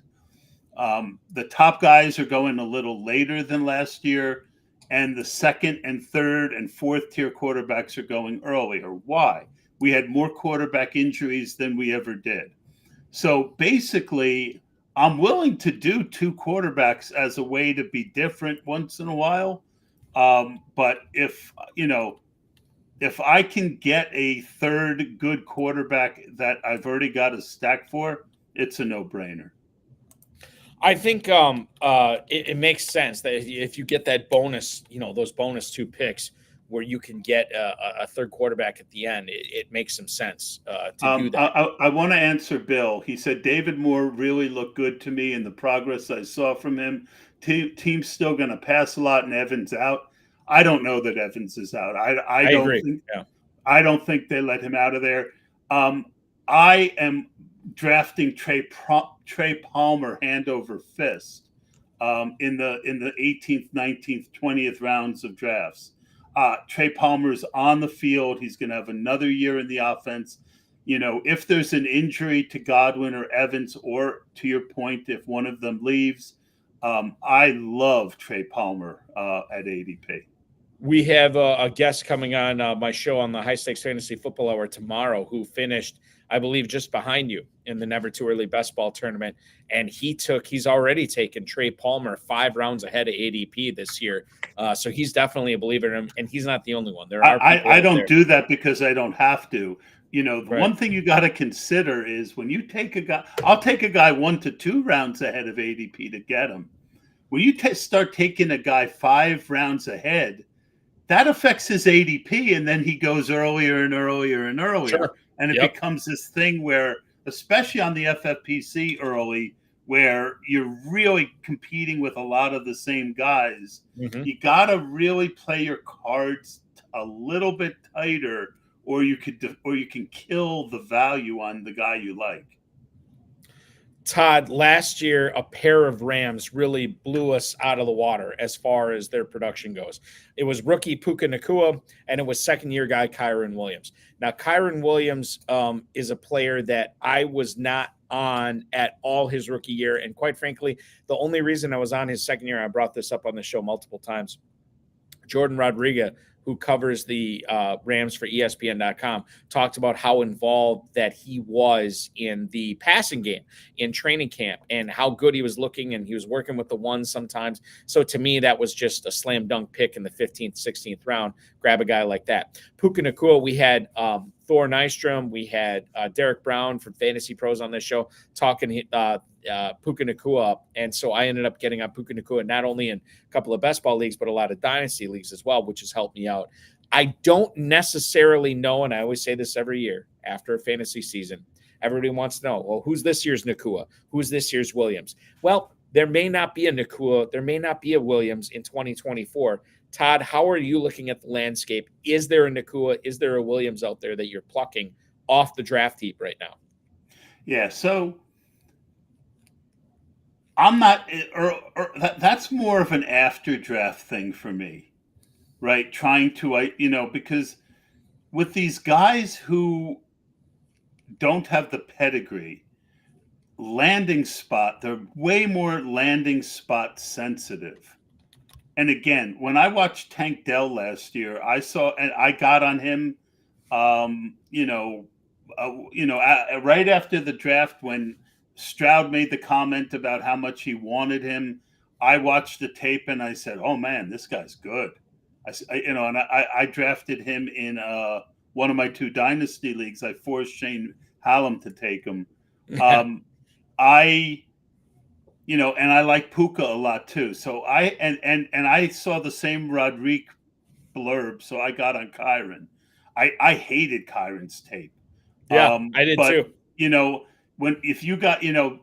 Kyren started to get steam after a lot. What happens is there's all these values that you like, and then as the puzzle pieces start to get filled in, the rest of the crowd, if you're doing it right, the rest of the crowd starts pushing up. You can't get the guys that you were drafting regularly. I couldn't get Tajay Spears in the 18th round. There were just a few guys that move up, and I was looking for another late running back, and I got on Kyron because he was like the last, you got to keep in mind how important it is to see the field when you're a running back, right? So a guy who is the clear number 2 and he's going in the 20th round, he's worth taking unless he's just egregiously bad. I went back and watched his tape. He wasn't egregiously bad as a rookie. So I don't think that there is necessarily, like you said, one of those guys in this draft. But I really don't, at this point, I'm more trying to just watch as many guys as I can and see who has traits that jump off the screen at me. Puka jumped off the screen at me, but he was a guy who, I ended up with like 20% Puka. And that's a lot considering he wasn't drafted in every draft. But maybe it was a little bit less. But long story short, it's a very, very tough thing to try and do. But what the bigger point to me is the lesson. And the lesson, once again, is there are certain coaches and certain quarterbacks who are great offensive minds. And that's, I keep talking about the puzzle. There's talent, there's opportunity, there's the offensive line, there's the coaching, and the more pieces of that puzzle, like Arthur Smith, I was off of all 3 of those guys last year. And then I slowly came around on London and I slowly came around on Pitts. Was it because they were falling in drafts? Is that why? No, because there's the talent. I'm a sucker for talent, right? Because talent ultimately is when talent meets opportunity, that equals success, right? Talent, opportunity, and good coaching equal great success. And so where I struggle, I missed on Rachaad White and James Conner last year because I thought they were bad teams. And I wasn't sure that they were talented enough anymore with Conner and overall with White to hold off whoever else was on the team. And I was wrong, and it really ended up hurting me. That's where I tend to get hurt. I can take looking for talent too far. But again, back to the lesson that we're looking for is we try and fit in as many of these puzzle pieces as we can, and we don't know where these rookies are going to land. So it's harder to, take a heavy position on a guy unless his tape just absolutely blows you away like Tajay Spears did for me last year. One of the guys, when I was looking, following you on Twitter at Best Ball NFL, you mentioned Jatavian Sanders as a really difficult guy to pinpoint what you want to do with him in best ball drafts. He's tight end 25, Todd. He's going at the end of the 13th, the beginning of the 14th round in never too early best ball tournaments. Can you bring us into your world of what you've seen from Sanders so far? And quite frankly, why you said he's a difficult guy to pinpoint. He was difficult because in the 3 or 4 games I watched, almost every time he touched the ball, it was either a screen pass or a flat. He wasn't going out down the field. And that makes it hard to evaluate how good of a route runner he is because they didn't give him the opportunity. But he's just a yak monster, super talented guy. And he's a guy that I'm adding a lot of now. He's a bet on talent guy. And I did see him run enough patterns to think that he can stretch the seam, the things that you want a rookie tight end to do.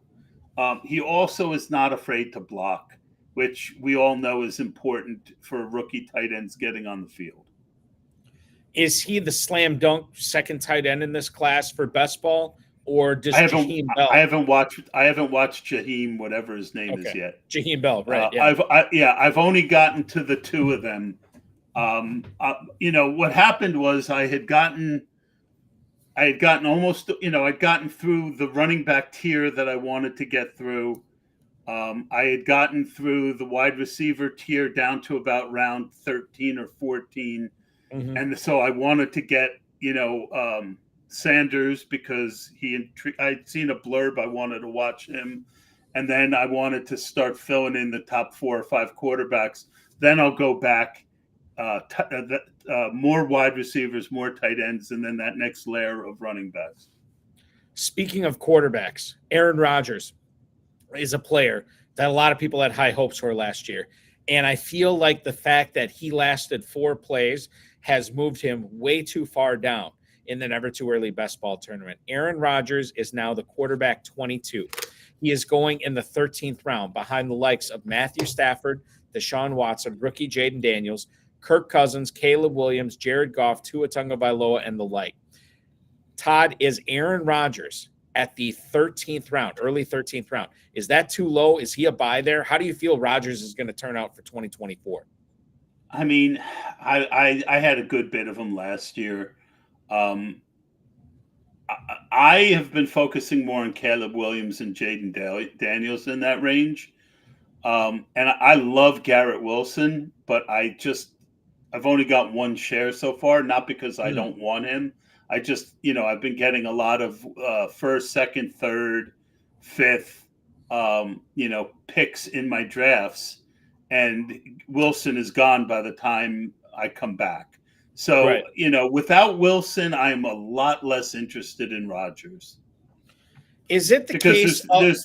There's no one else to stack him with right now. Right. Is it the case that you have so little of Wilson and Rodgers, the fact that you think the Jets are kind of going too early?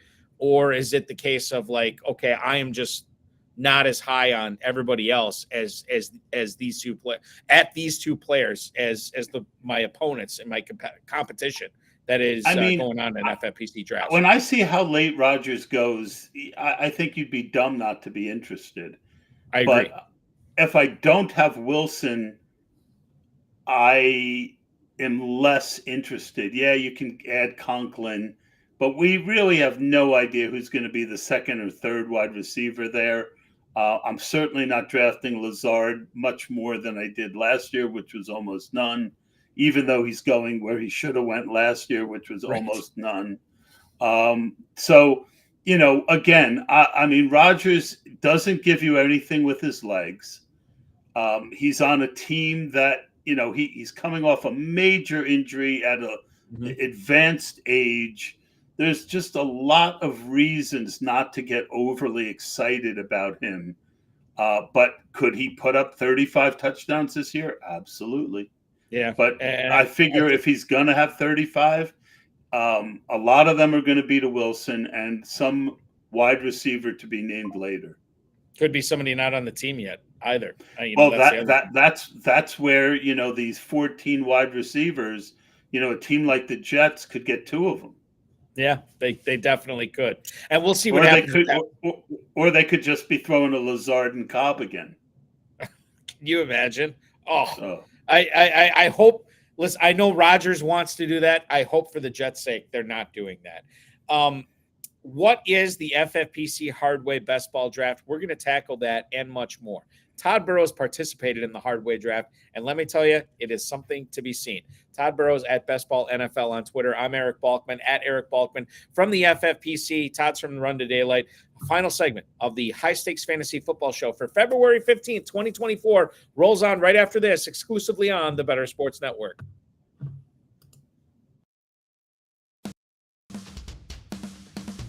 From the hometown here, Zach Parise. That is a very nice card, and that's one I'll probably have to organize a little trade ski with you, because I would actually like that card. You got downtown Newark in the background. I mean, Newark has never looked so good. No, it is not. We'll put that back up on the screen. I just want to have a penny sleeve ready, and yes, we can absolutely work out a little trade ski for that, because that belongs in a Devil Fans collection right there. I'll trade you the Braden Schneider rookie card for it. Done. There we go. The first card-for-card trade on Rip and Riff history. And it was that easy. It was that easy. That's because, because neither one of us are jerks. And it's the same thing when we try and do fantasy trades. Like, we don't try and screw each other. We have conversations. If there's a fit, there's a fit. If it's not, it's not. We don't try and, take the other one over the barrel. So there you go. In a penny sleeve. Hometown hero, Zach Parise. He was among the league's most productive goal scorers in 06-07 and followed up with a terrific regular season. with an even more impressive postseason. And then they talk about what he did in the first round series against Tampa Bay that year. So that's off to the side for you. That's true. And, if this is it for his career, he had a hell of a career. He did. Hopefully he comes back one more year with the Islanders, but if he doesn't, hell of a run.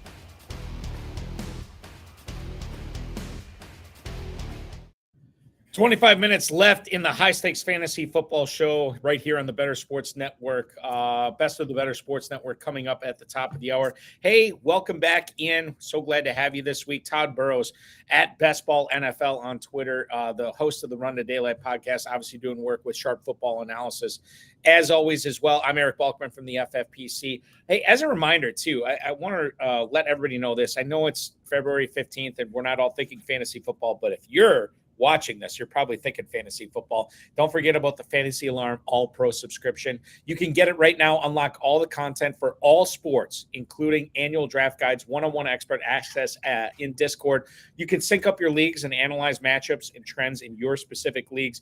Lineup generator is available with integrated with Fanjections, daily and weekly rankings, the value vaults there, position coaches, waiver wire, ownership percentages, projection stats, and tools. You can build better lineups guaranteed. Get access to everything Fantasy Alarm offers all year. Just use promo code LOCK at fantasyalarm.com/lock, fantasyalarm.com/lock. Use promo code LOCK. Todd, you've been crushing it on the best ball streets as far as podcasts go too. Can you tell us a little bit about what you've done and actually what's coming up on the Run to Daylight podcast?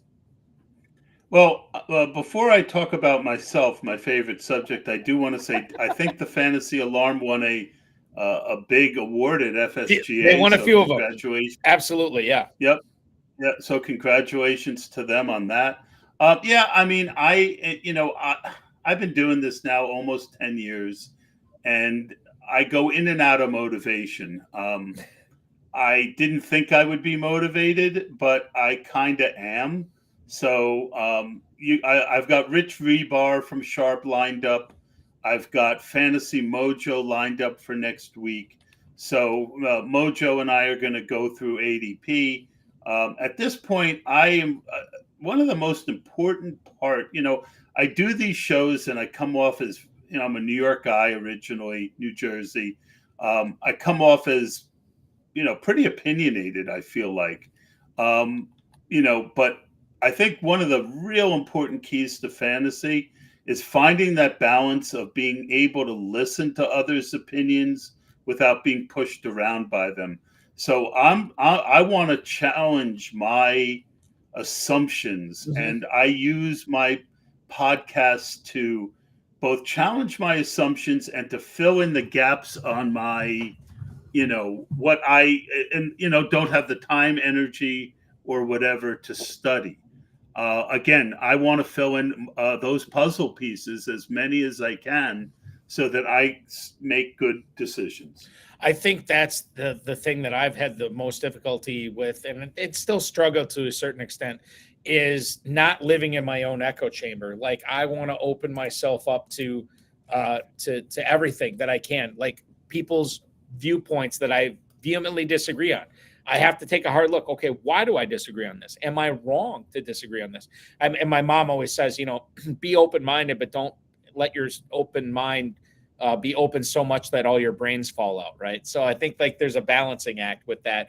But it comes to it's the hardest part of doing this. Yeah, and because you can err on either side, and it's very frustrating when you get talked. The worst is when you get talked off of a belief and your original belief turned out to be correct. Yes, that's the worst. Yeah, that is the worst. Go ahead. No, you can go. I will mention this as far as differing beliefs go, and people being set in their ways, people opening their mind up. You will not find a more expansive, diverse, groupthink's the wrong word, differing views on fantasy football, high stakes fantasy football, than the FFPC Hardway Best Ball Draft. This was a $77 Best Ball Draft, and it featured Mother of God, not only you, Todd, You had Dan Williamson, who co-hosted this show with me last week. The back-to-back FPC winner, Abib Agbatoba, was in this. Another former, Mother of God. We had so many. Theo Greminger from Wasn't Go Bills. The Go Bills guys, the back-to-back main event guys. John Daigle, who's co-hosted this show with me before. Darren Armani, who you're going to have on the Run to Daylight podcast, is in this. Davis Maddock from Sports Grid is in on this. Noah Riddell. Noah Rudell, who's an incredibly smart guy. Yeah, totally. And Austin Martin, another really smart guy. This is a really tough draft. How did this come about? And how do you handle drafting amongst all these sharks? Well, I either won or came in second 2 years ago. Last year, I was in first place until injuries just swept the board. I had 28th round Anthony Richardson last year.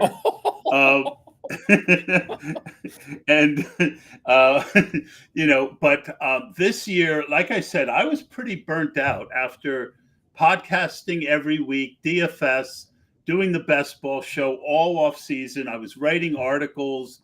I did more than I ever had. And I was not ready for this draft. I just looked at my team and I am just not happy with it. And that's rare for me. I normally, and I always joke with myself that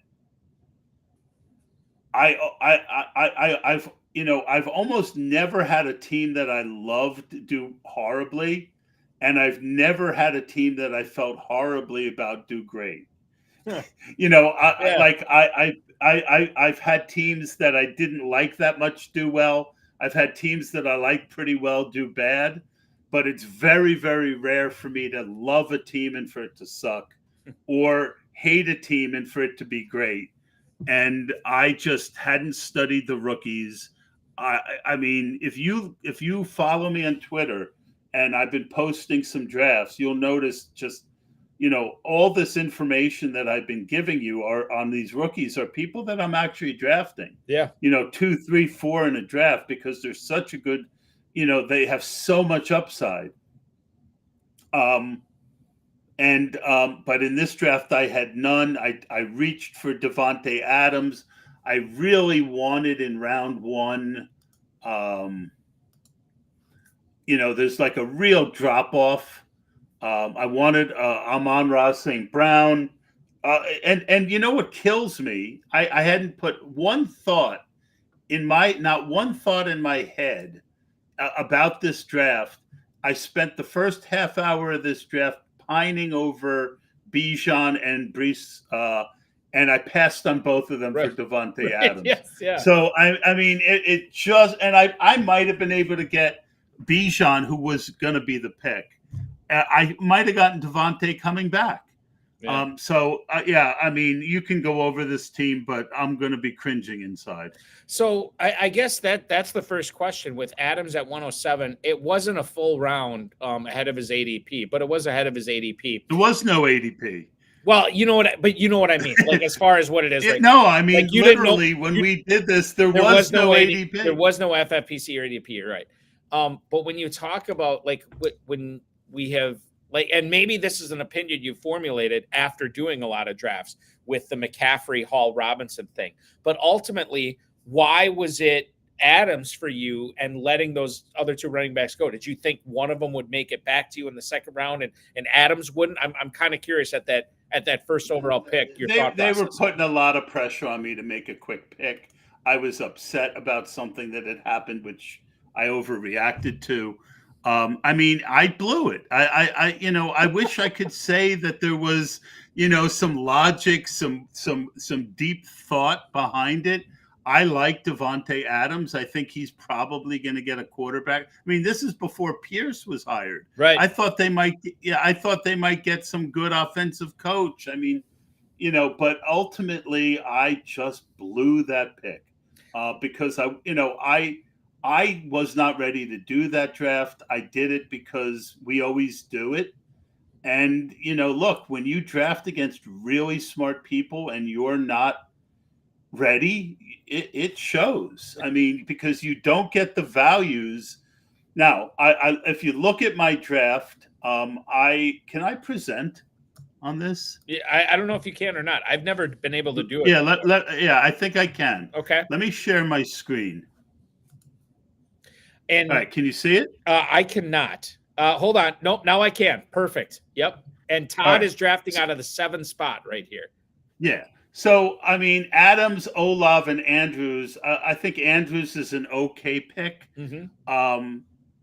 You know, I love Higgins in the 4th. I love Mahomes in the 5th. I like Ramondre in the 6th and Eckler in the 7th. Chase Brown, meh. You know, Tua, pretty good second. You know, I don't have a stack, but a pretty good pick. Freiermuth is okay as the second tight end. I think I did really good with the next 4 picks: Ford, Charbonnet, Lockett, and McLaughlin. Because I started with 3 wide receivers, a tight end, and a quarterback, I wanted to get, 6. I normally come out of before you get to kick, you see the area where it turns into kickers. Mm-hmm. I normally like to only have 5 running backs at that point. I needed 6, and this is one of the big mistakes people make when they draft. When they start 0 running back, they don't adjust the number of running backs they take up. Mm-hmm. I did. So I think I did pretty good there. Russ, we'll see. I got 2 good kickers. I like Wandale. And normally I'm really good at the last 5-6 rounds. And there's like literally nobody that I feel like, oh, wow, I got him. So, okay. That's why I can, just be honest and say this is not my favorite draft. So let's analyze this a little bit from the standpoint. Now, when was this drafted? This was like, what, 5 weeks ago, 6 weeks ago? Yeah, and I'm a 6-hour guy, and they made it a 2-hour clock. That was the thing I got upset about. Okay. We started this on 123. Okay. And it's obviously been completed for what? I mean, 123. Probably that's 2 weeks or so. 1 week? No, we blew this thing out. Hold on. I don't know if it'll show that, but I think we finished like, in 10 days. Oh, wow. But we did like 7 rounds the first day. Mm. So here's what I want to tackle. T. Higgins, according to reports, is going to be franchise tagged by the Bengals. It's going to cost them about $20 million or so to do it. You drafted him at the 406 in this draft, which you already said you like that value. Do you like it more now, or the same or less, knowing that he's probably going to be back in Cincinnati and will not be the number 1 receiver for a team that, could be better or worse, probably worse than the Bengals? I mean, the thing about Higgins is that if Chase goes down, and he's gone down a couple years in a row, Higgins now is paired with one of the best quarterbacks in the game. So I think he should have been in the 4th round last year. And so to me, the 4th round was his floor. And so again, we're going to franchise him. That's great. Okay. Now he wants to hold out because he doesn't want to be franchised. Right. So, we've seen, Mike Brown is the most stubborn owner in football, but, we've seen these trades where they franchise a guy and then they trade him. Right. So I don't know that him being back in Cincinnati is the final answer, but it certainly caps his upside. But again, when we did this, I didn't know that they would tag him. And, I still think he's a decent value there, though. Let's stick on the same team, Todd. Chase Brown was drafted by the Cincinnati Bengals in the 5th round last year, and Joe Mixon is turning 28 years old in July. So prior to the start of the season, he'll be a 28-year-old running back. You drafted Chase Brown at the 806. Was this based on more of, hey, there's a really good chance that Mixon might be a cap casualty for the Bengals and Chase Brown could be the 1A or the 1B in this offense? Was it more based on that, or do you actually like Chase Brown's talent? I'm guessing it's probably not the latter, because I think you said when you were talking about the Chase Brown pick in the middle of the 8th round, you said, meh, You know, like as your assertion. I don't mind. I don't mind him, but I'm a value hound, and he's starting to go later than when I took him, so I'm not going to like that, right? Right. His last. Let me. I want to pull up his game logs. Sure. For Chase Brown in 2023. Out of Illinois, who did come on at the end of last season. Too. That's what I want to go over. And I'm trying. There we go. Rushing game logs. All right, found it. So his last 4 games, let's say, he you could probably go back 6 games too. I would say his last 6 games. I mean, he got 9 carries, 8 carries, 7 carries, 4 carries, 3 carries, and 11 carries the last 6 weeks. He got receiving. They started using him on screen passes regularly. So typically, what's the cycle of life? The cycle of life is that teams tend not to trust these rookies. And then by the end of the year, they earn their trust. And if they flash, you can reasonably expect their role to grow the next year. So I think 8th round, is a little steep for him maybe.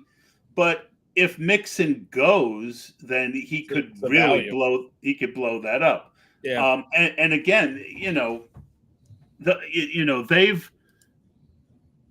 they'll probably draft another running back. But Cincinnati has definitely been a hierarchy type of team. But I think the ideal circumstance might be Mixon staying and Brown carving out a better role and just being more efficient than Mixon.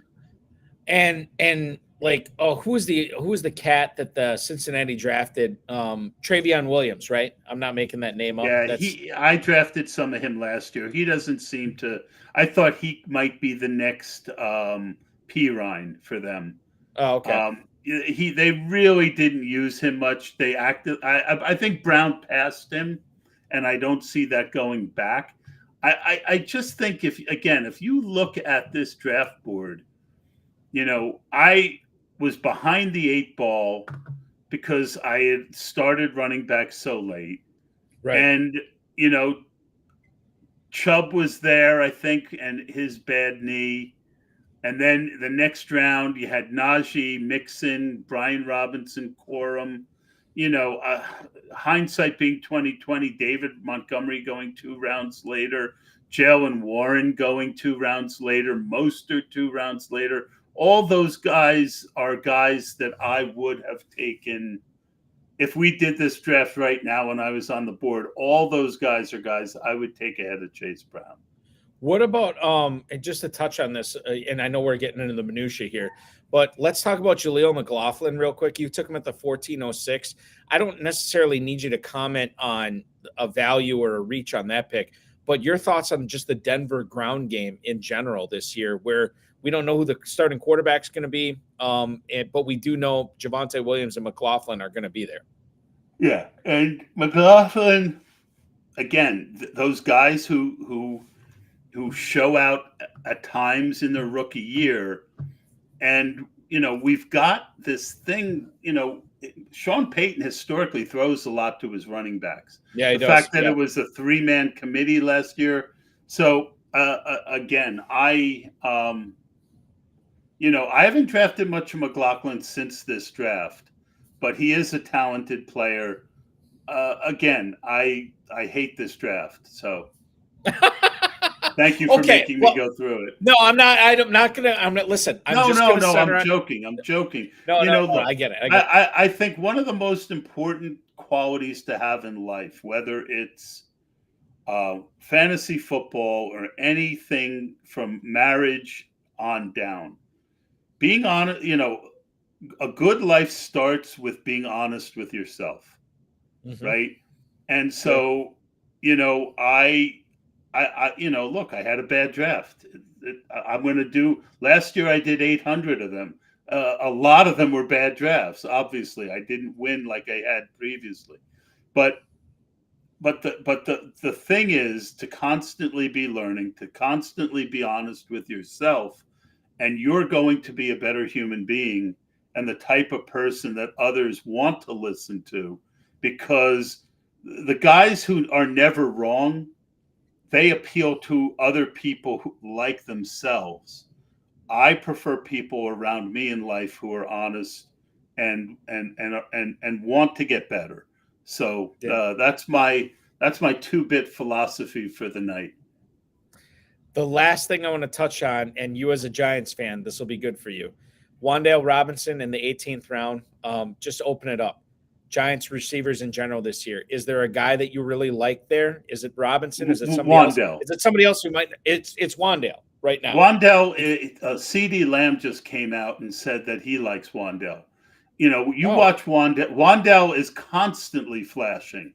The issue is, can Wan'Dale stay healthy? He's a smaller guy. But we've seen injuries, guys who get injured the first couple of years, and then all this, people are injury prone till they're not, right? Mm-hmm. I tend to be guys who have major injuries, and Wan'Dale pretty much for the most part, he hurt his knee, he hurt this, he hurt that. They were, the only guys that I tend to avoid are the soft tissue guys, the guys who like Christian Watson. First guy I thought of. Yep. Those are guys that are tougher to trust. I think the Giants have a golden opportunity and we'll see what they do, Todd.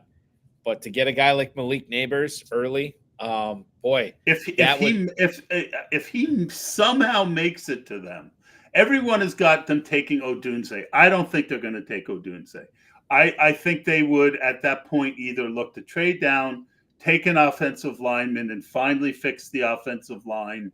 I think they could absolutely take a quarterback. I think JJ McCarthy is a possibility there. He is a Giants type of guy. Plus you can let McCarthy marinate and have Daniel Jones for one more year. Absolutely. Right? And look, John Mara really likes Daniel Jones. And I think he hired a general manager and a coach who said that they were going to stick with Daniel Jones.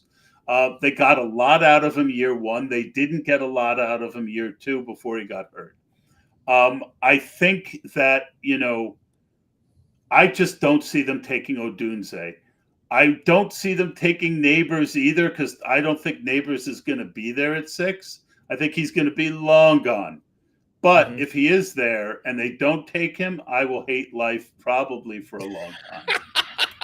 We will never hate life because we will continue to follow all of your best ball tips and tricks on X or Twitter at Best Ball NFL. Thank you, Bill Holiday, for that comment, by the way. Sorry, yes, no, that's okay. That's okay. Bill is a huge fan, and he's seen a ton of these shows, and he loved this one for sure. So good job on you, Todd. We'll continue to listen to the Run to Daylight podcast, especially when you have Rich Rebar and Darren Armani on this coming week. What's the best way to download the podcast? Blog Talk Radio? Just follow me on Twitter at Best Ball NFL.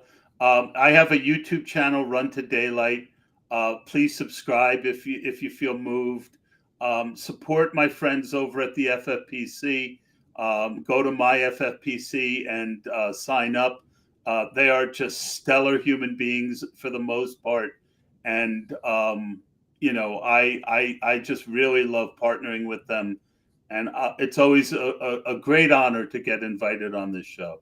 Yeah, the feeling's mutual, and we're going to have you back, Todd. Good luck this season for sure. Thanks for popping on. I want to thank you. I want to thank Tyler Soto, our producer. We'll be back at 7 p.m. Eastern time next Thursday. I don't want to jinx it, but I do believe Draft Countdown, Devy Marketplace, Dynasty League Football's Shane P. Hallam, who Todd referenced earlier in the show. I believe he is going to be our guest co-host. MyFFPC.com is where to go. The FFPC best ball tournaments. FFPC Dynasty teams as low as $1. Make sure you're picking them up now. MyFFPC.com. We've had a ton of action there, and we got a ton more available for you. If you want to play fantasy football 365 days a year, that is where you go. The best of the Better Sports Network is up next for Todd Burros. I'm Eric Balkman. We'll see you next week.